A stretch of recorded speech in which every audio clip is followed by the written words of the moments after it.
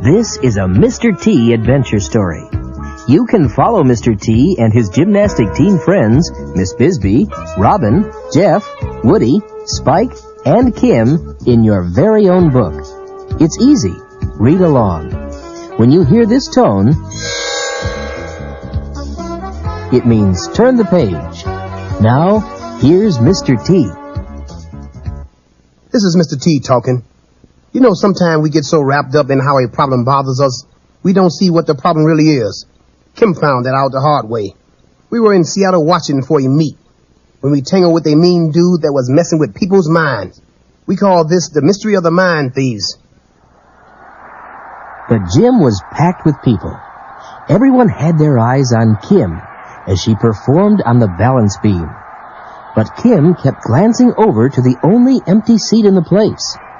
Her father should have been sitting there, but he had not shown up. Mr. T and the rest of the team sat on a bench on the side of the gym. They watched quietly as Kim began her back walkover. Suddenly, Kim lost her balance. Mr. T jumped from his seat.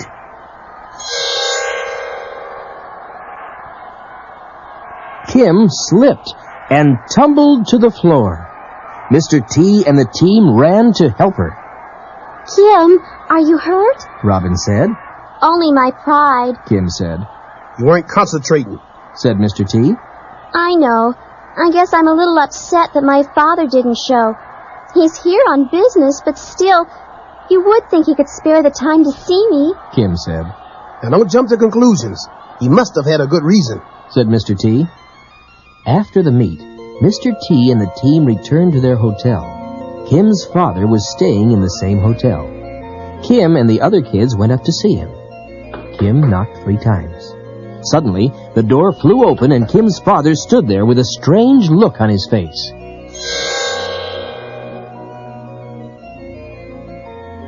What do you want? Kim's father said. His voice sounded so mean it made Kim stutter. His eyes glared straight ahead and never blinked. I wanted you to meet my friends, Kim said. I don't have time for this stuff. I'm busy. Go away. Kim's father slammed the door. Kim turned around and faced her friends. Her lips quivered. What did I do to deserve this? She said. Then she turned and ran down the hall, tears streaming down her cheeks. Later that night, Jeff and Woody saw Kim's father leave the hotel. He was with a man dressed in a long black coat and wearing a big black hat that covered his face. Jeff and Woody followed Kim's father and the mysterious-looking man outside. The man pushed Kim's father into the back seat of a long black limo. Then he got into the car and sped away.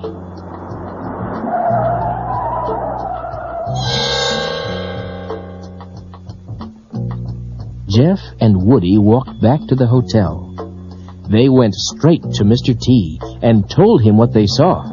What kind of business is your father in? Mr. T asked Kim. He's working on a project for the government with 2 other scientists, said Kim. There's a science conference in town, and they are speaking at it. I'm supposed to go tomorrow, but the way he's been treating me, I don't think he wants. We're all going. I want to find out why he's hanging out with such a mysterious character, stated Mr. T.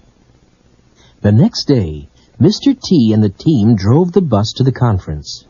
Many men and women were gathered around, studying scientific displays. Kim saw her father standing next to a tall woman by the side door. His eyes had the same blank stare they did at the hotel.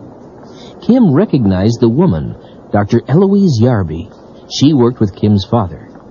In the front of the room, Kim saw Dr. Elliot Harper sitting in his wheelchair. He also worked with Kim's dad. Dr. Harper, with the aid of 2 assistants, demonstrated a remote-controlled robot.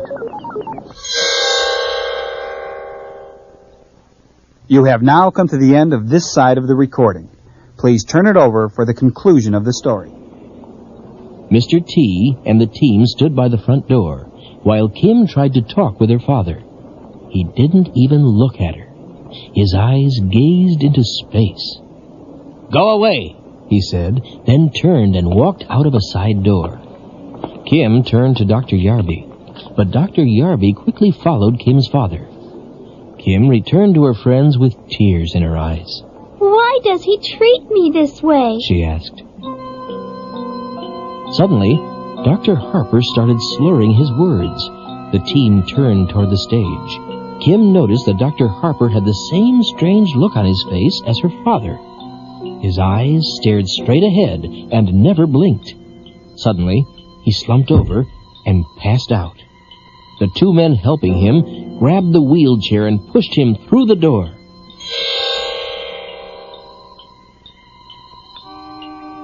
"Hey, who are those guys?" Jeff asked. "I've never seen them before," Kim replied.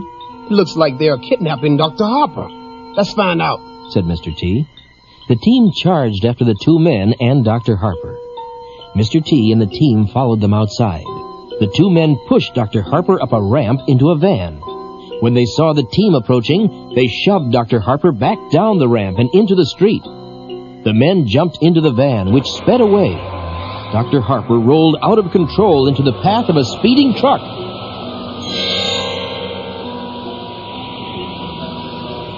Quickly, Jeff did a double handspring, just in the nick of time. Jeff snatched Dr. Harper from the wheelchair before it smashed into the truck.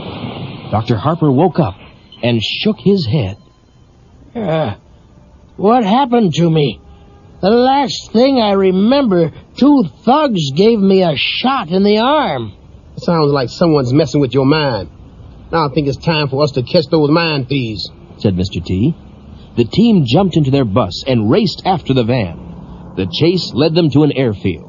The van and the long black limo were parked next to a plane that looked like a rocket. "Over there, boarding that plane. It's my father," said Kim. Yeah, and there's the man in black. Said Woody. And the two thugs who tried to kidnap Dr. Harper, Jeff said.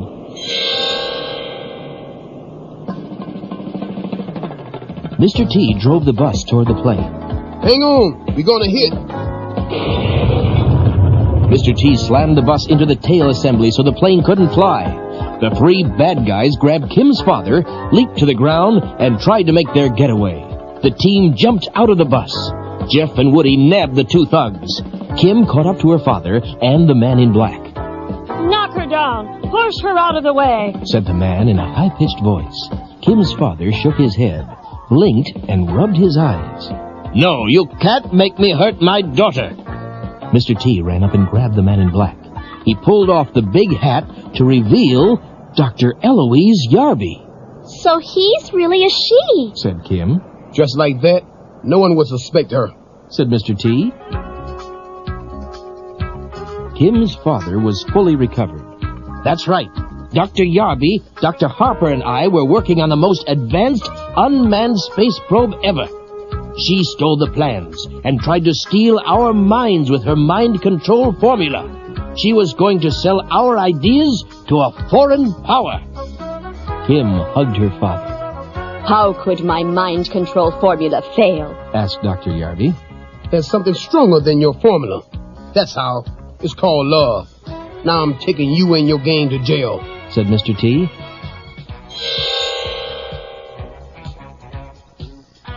Get the picture? When you get your feelings hurt by someone you love, think before you cry. Because the someone you love might be the one who's really hurting. Take it from me, Mr. T.